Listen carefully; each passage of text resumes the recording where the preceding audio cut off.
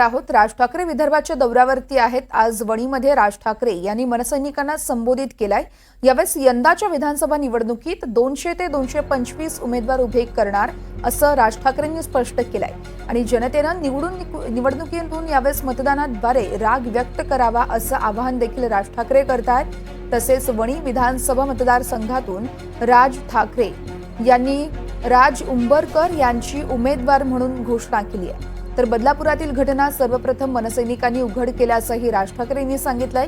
सरकार पोलिसांना कारवाईचे आदेश देतं आणि त्यांच्याच मागे चौकशीचा ससेमिरा लावतं असा टोला देखील राज ठाकरे लगावतायत. तर राज ठाकरेंच्या सभेला मोठ्या संख्येने मनसे कार्यकर्त्यांनी हजेरी लावली होती. मुलींवरती हे बलात्कार करतायत.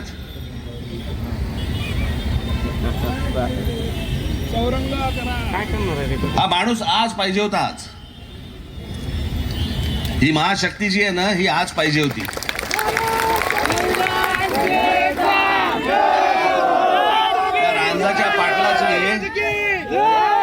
रांजाच्या पाटलाचा जसा हातपाय कापून जसा चौरंग केला होता ना, तसे यांचे चौरंग केले पाहिजेत. दोष आमच्या या पोलीस यंत्रणेला बिलकुल देणार नाही.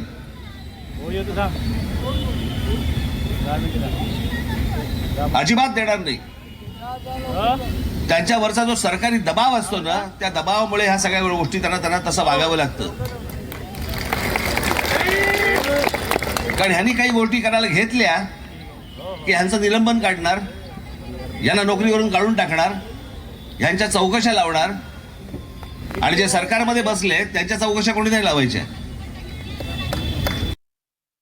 या विधानसभा मतदारसंघामध्ये मी आमचे राजू उंबरकर यांची उमेदवारी आज इथे जाहीर करतो.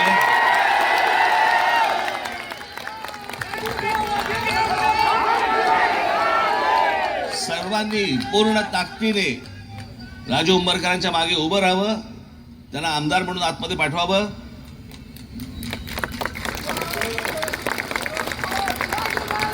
मी तुम्हाला सांगतो की हा बदल तुमच्याकडनं घडवून द्या, मला घडवून द्या.